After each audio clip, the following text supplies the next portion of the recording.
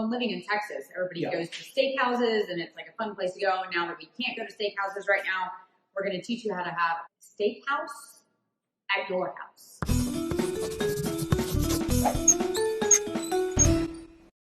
Hi, baby. Hi, baby. Welcome to the Deuber table. Today, Mark, and I guess and I, are going to be making steaks. I have issue with cooking proteins. It's always scared me. I never know if it's too done, not done enough. So we're going to make Filet Mignon, and I think people love steaks. It's one of their favorite kind of restaurants to go out to. I think a lot of people are afraid to cook steak at home, or they think they don't do a good job about it. Yeah. And I think steak is actually one of the easiest things to cook. Today we're going to do a filet. Filet has less fat, which I like better because I don't like the gristly consistency of like a ribeye. So we've taken these steaks out. So the first tip is you need to take your steaks Tip 1. out of the refrigerator at least an hour before you're going to cook them. You want the steak to come to room temperature. You want it to be easier for the heat to get from the outside of the steak to the inside, and there's a bigger heat gradient. If you take it straight out of the refrigerator, you're going to end up with a steak that's raw in the middle, no matter how well you cook it. So go ahead and salt these liberally. So I just put it on both sides? Yeah. You pick it up. I don't want to touch it. Okay. So I'm going to pat that. No, why am I so weird about me?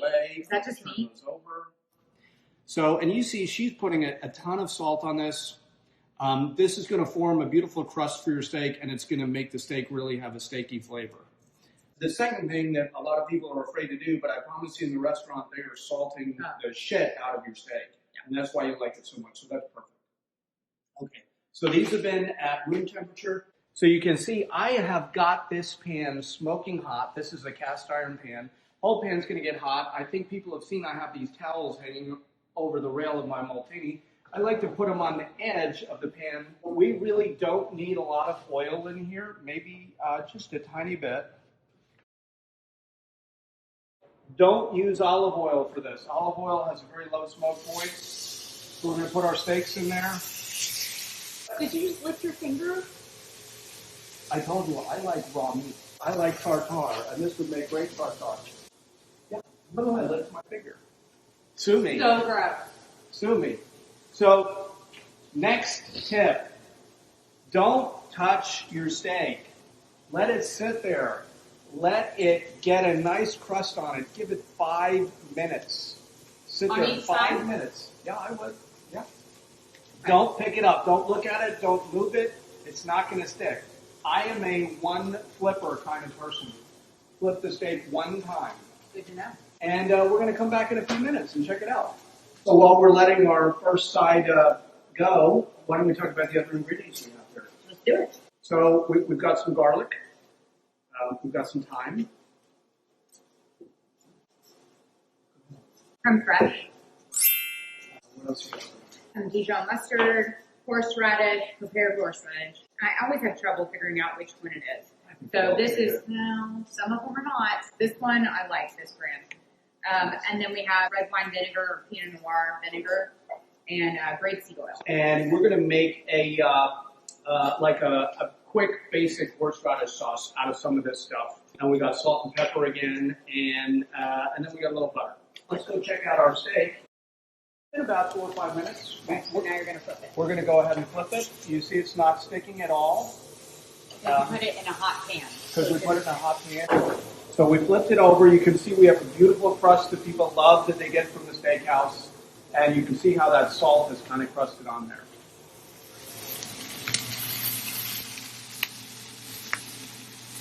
So we've had the second side going for a few minutes. I'm going to add some of these ingredients to the pan. I'm going to add a little bit of garlic that I'm just going to crush. I don't even need to peel it. I'm going to add some butter here. I'm going to run. Oh, it's not that bad. I thought it was going to spray everywhere. I'm going to add some garlic, and I'm going to add some thyme to get some flavor in here. Now that's that thyme boiling a little bit, but we're getting some beautiful flavor there. Now we're going to tip the pan, and we're going to kind of baste the steak with this butter a little bit.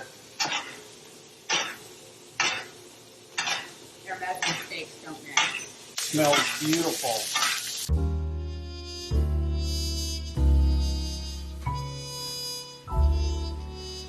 Yeah. We're going to put these in the oven for a few minutes because Cary is not going to want to eat them. They're still pretty rare in the middle. I'm going to put the whole pan right in the oven. I'm going to try and make Cary happy, so we're going to give it about 4.5 minutes. We'll see what we get. So that's at 400 degrees. That's been preheated. We'll shut that burner off. And we'll be back when we pull the steaks out. And while they're resting, we'll make our quick horseradish sauce. Sound good? Oh. Okay. So while we're waiting for our steaks to finish, I thought we would open some wine here. We got a nice Chateauneuf du Pape today, 2016. Fancy. Okay. You ready for some steak? That's good. Kind of heavy pan. So we're going to put this over here. I've first done this test. I like to kind of press on the steak. This one feels more done than this one. You can kind of see it because it's springier when it's less done. When you press on the steak, if it feels like rare, medium rare, and then that's pretty well done. So this one feels like the middle to me. This one feels a little rarer, but we're going to take them out of there. Let them rest here on a little rack.